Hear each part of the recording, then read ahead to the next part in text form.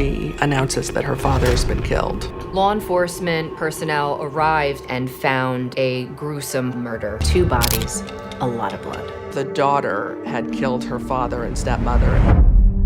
The 4th of August, 1892, Fall River, Massachusetts. A man is found on his sitting room sofa, his face struck so many times it's barely recognizable. Andrew Borden had been hit with a sharp weapon roughly 10 to 11 times while he napped. Upstairs in the guest room, his wife Abby is on the floor, struck an estimated 18 to 19 times. 2 people, 2 separate attacks. No forced entry. A hatchet found in the basement is widely considered the murder weapon, though it was never conclusively confirmed. And the timeline gets stranger the closer you look. Medical evidence suggests Abby was killed roughly 90 minutes before Andrew, which means for an hour and a half. Someone shared that house with a corpse upstairs, went about their morning, and let Andrew Borden walk through the front door to his death without a word of warning. The only person consistently placed in or near the house that entire morning, Andrew's youngest daughter, Lizzie. She was tried for both murders. She was acquitted in under 90 minutes of jury deliberation. And 134 years later, historians, forensic experts, and true crime obsessives still can't agree on what actually happened inside that house. This September, Netflix is retelling her story again in Monster: The Lizzie Borden Story. But before you watch it, here's what we actually know. What's pure theory, and why this case still won't let go of us.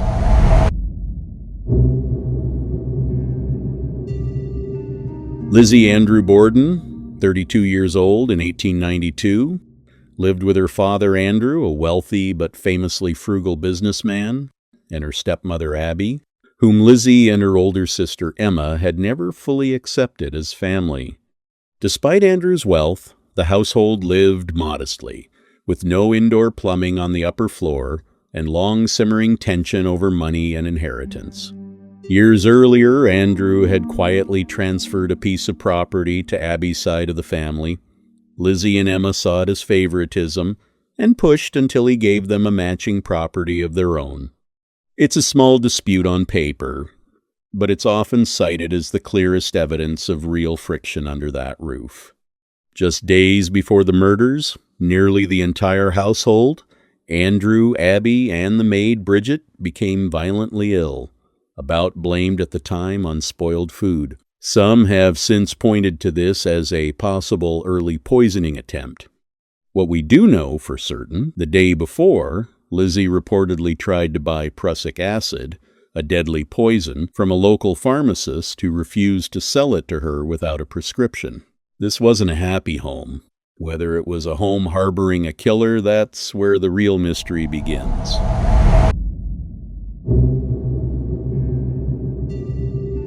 The morning of August 4th unfolds almost lazily, on paper. Andrew leaves for his usual walk downtown. Abby is upstairs making the guest bed. Bridget, the maid, is outside washing windows, then resting in her attic room. And Lizzie, by her own account, is somewhere between the barn and the yard. Sometime around 9:30, Abby is struck down in the guest room. No one downstairs reports hearing anything. Not a scream, not a fall, not a single sound in a house with thin walls and open windows on a summer morning. Andrew returns just before 11, lets himself in with some difficulty. The door was oddly locked and bolted, and lies down on the sitting room sofa for a nap. Roughly 20 minutes later, he's killed the same way his wife was. Izzy is the one who discovers him and calls out for Bridget to fetch a doctor. Her account of where she was in the moments before is inconsistent. She tells different people she was in the barn loft looking for lead to make fishing sinkers, or eating pears in the yard, and her story shifts slightly with each retelling over the following days. No blood was found on Lizzie's clothing or person that morning, in a house where the killer would almost certainly have been drenched. But 3 days later, Lizzie is seen standing at the kitchen stove, burning a dress. She tells her sister Emma it had been ruined by paint. A family friend, Alice Russell, watches her do it and later testifies about exactly what she saw. That single act, the burning dress, is arguably the most damaging piece of evidence against her, not because it proves guilt, but because it looks exactly like what guilt would do.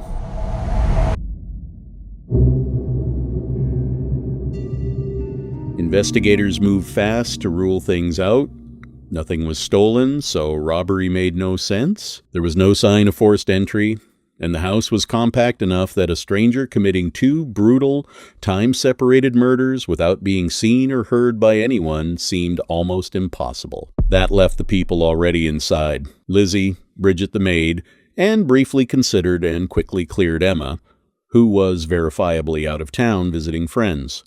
Lizzie had motive, friction with her stepmother, frustration over money, and a rigid, restrictive life in a house she reportedly wanted out of. She had opportunity. She was in the house, alone with Abby's body for at least 90 minutes before Andrew even arrived. And her behavior afterward, the shifting stories, the burned dress, and an unusual calm that multiple witnesses specifically remarked on, raised suspicion fast. 10 days later, she was arrested.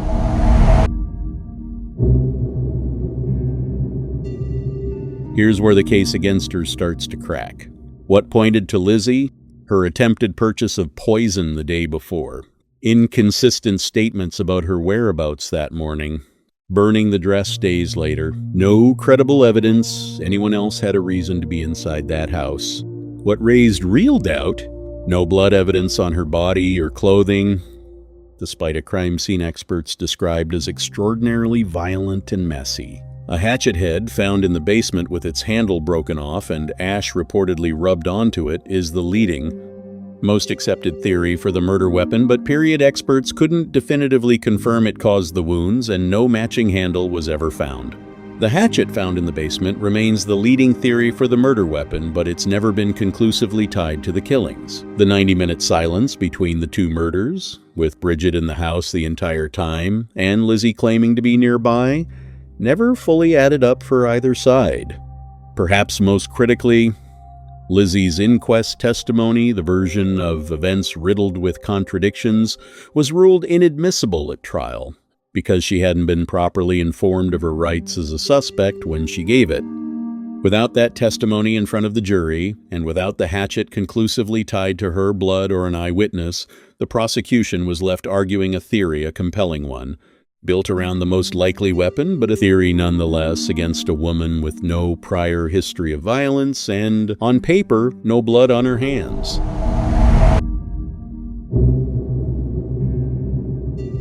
If Lizzie did it, why? Money is the leading theory.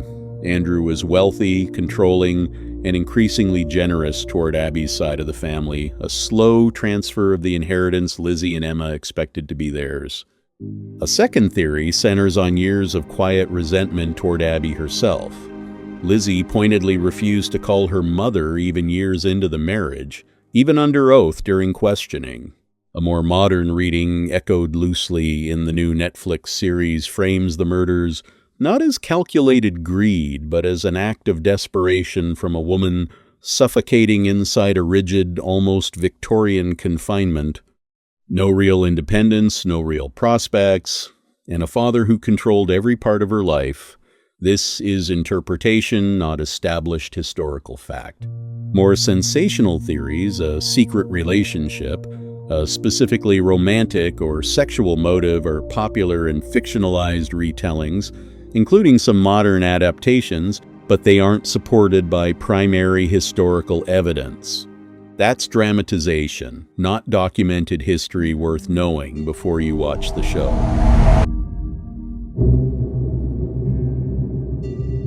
Lizzie was never the only name on the table.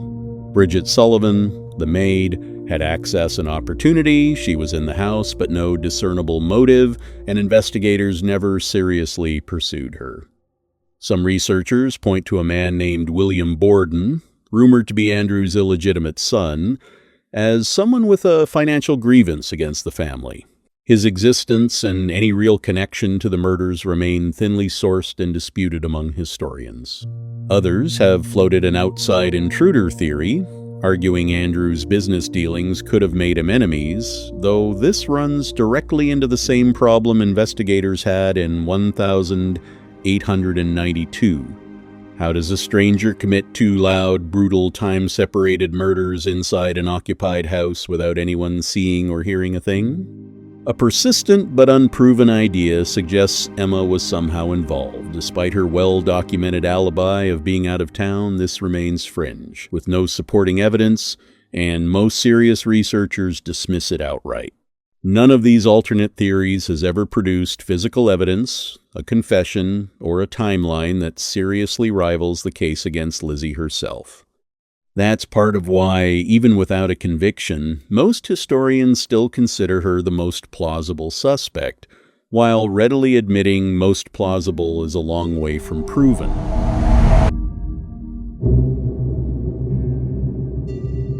The trial ran for 2 weeks in June of 1893 and became a national sensation, drawing reporters from across the country to a courtroom that could barely hold them.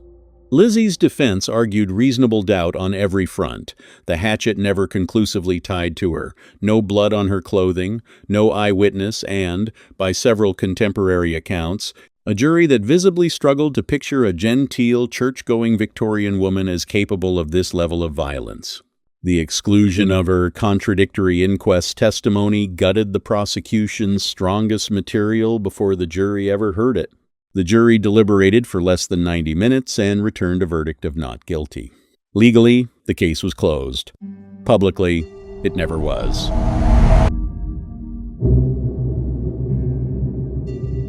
To this day, no murder weapon has ever been conclusively tied to the killings. No one else was ever charged, then or since. The 90-minute gap between the two murders with people in and around a small house the entire time has never been convincingly explained. Lizzie lived another 34 years after the trial, inherited the family fortune, and never spoke publicly about the case again for the rest of her life. An acquittal answers a legal question. It doesn't answer the human one. If not her, who? And if her, how did no one see, hear, or find a single trace?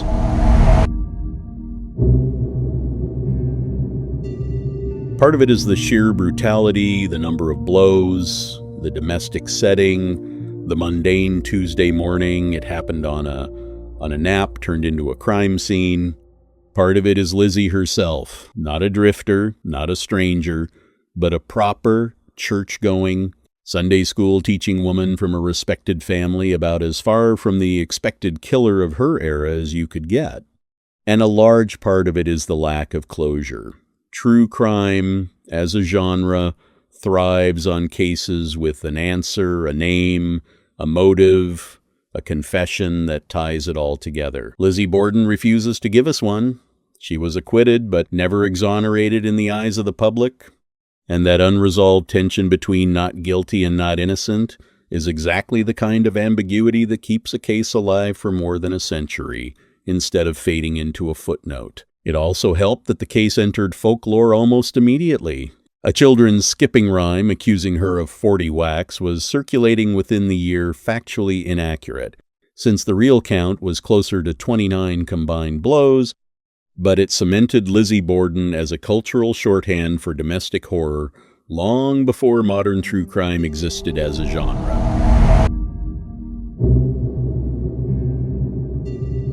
In September 2026, Netflix releases Monster: The Lizzie Borden Story, the fourth installment of Ryan Murphy and Ian Brennan's anthology series, following seasons on Jeffrey Dahmer and Ed Gein. Ella Beatty stars as Lizzie, with Charlie Hunnam as Andrew Borden, Vicky Creeps as Bridget Sullivan, and Rebecca Hall as Abby. The series leans into a more interpretive, character-driven take on Lizzie's inner life and her relationship with Bridget, a creative choice, not a historical claim. It's the latest in a long line of retellings, a 1,975 TV movie, Lifetime's 2014 version, 2018's Lizzie, starring Chloe Sevigny and Kristen Stewart, proof that every generation keeps returning to this story and rereading it through its own lens. 134 years later, that hatchet remains the leading theory. What we have is a woman who was legally found not guilty and a public that, over a century later, still can't decide whether to believe her. Maybe that's the real reason Lizzie Borden never leaves us. Not because we know what she did, because we never will. So, killer who got away with it, or wrongly accused woman the world never forgave? Drop your verdict in the comments and tell me, should I cover the Netflix series itself once it drops?